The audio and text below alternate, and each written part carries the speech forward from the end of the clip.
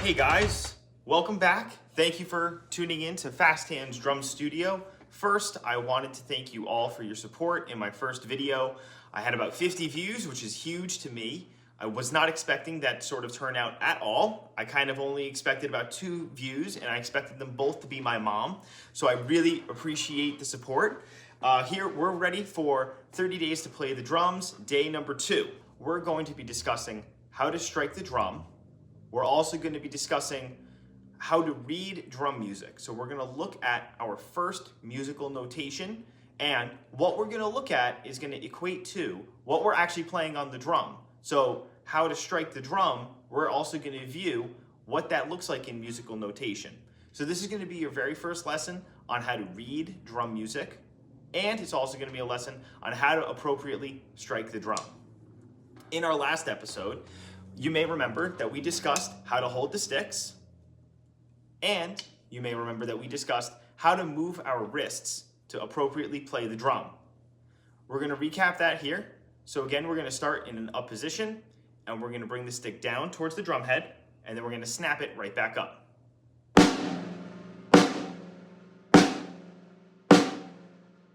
think it's also worth noting that as you practice, you don't want to be looking at the camera or looking at your computer screen or a phone screen. You want to be looking at your drum. You want to be looking at what you're playing. So make sure you look down, you see where you want to strike on the drum, and you put your stick exactly where you want to strike. Good. All right, so now that we went through how to strike the drum, we're going to talk about what a quarter note looks like. So this is what a quarter note looks like. And the way that is played on the drum is good. So it's important to realize that there's no sticking written underneath the quarter note. What this means is that the person who wrote the music, which in this instance is me, but it could be anybody, the person who wrote the music did not indicate to us which hand should play the drum. Should it be the left or the right? If it is not written in, it's important that we, as an expert drummer, appropriately choose which hand we want to play with. Should it be played with the right hand, or should it be played with the left hand? Here's an image of a quarter note, which is what we were playing. Here's an image of a quarter note that has the R written underneath it, or indicating that the right hand should play that note. Great. So now, if we were to play that one note, it would sound like this. Good stuff. All right. Here is an image of the quarter note with an L underneath it. The L represents that the left hand is going to be playing that notation. So here's an image of the quarter note with the L. And here's how it sounds when played. So the next part of this lesson, to close us out, is going to be reading a drum phrase. So on the screen is going to be drum notation. We're going to play it according to what the sticking says, and we're also going to count out loud while we play it. Awesome. So let's begin our reading. I have my music on a music stand over here, so I'm going to be looking over here, but I'm also going to provide a PDF in the description of this video, and I will also put it up on the screen here. If you would like to download the resource, again, you could find it in the description of the video. I'll also have the resource available on my website, fasthandsdrumstudio.com. All right, let's get playing.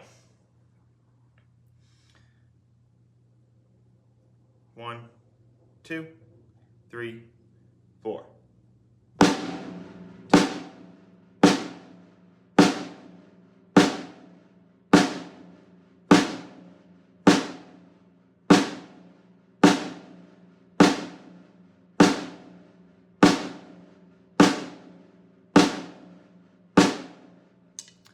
I should say, I'd much prefer to have a metronome going while I practice this. That's the ideal way to practice as a drummer. Right now, my phone is usually my metronome, and it's being used as a video camera. So I'm gonna not have a metronome at the moment. In the future, I'll have a metronome, but also in the future, I expect you to have a metronome too. 3, 4.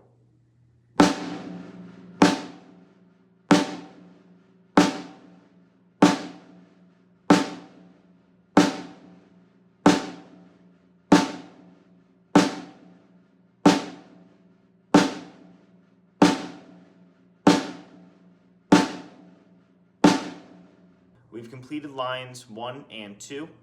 That would be line 1 only playing the right hand, and line 2 only playing the left hand. For the esteemed musician, you may realize that there is a repeat signal at the end of the measure, actually at the end of both measures. I chose to ignore those for the purposes of this lesson. In the future, maybe in lesson 26, we'll talk about repeats and how they work. Let's pick up at line number 3. All right, 3, 4. Switch to the left hand. To the right hand. And to the left hand.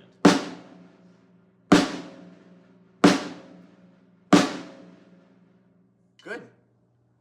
Next line, this is line number 4. To the left hand. To the right hand.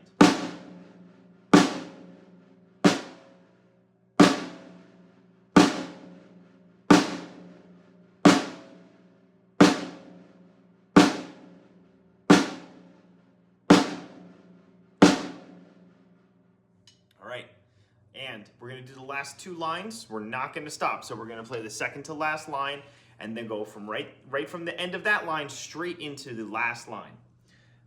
You can notice that on beat 4 of the last line, you play the L, or your left hand, and then we're playing L again on beat 1 of the last line. So pay attention to that while you're practicing.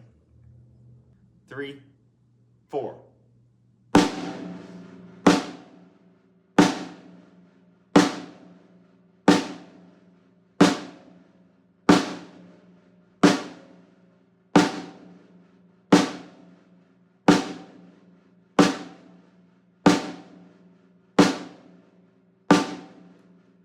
Left hand.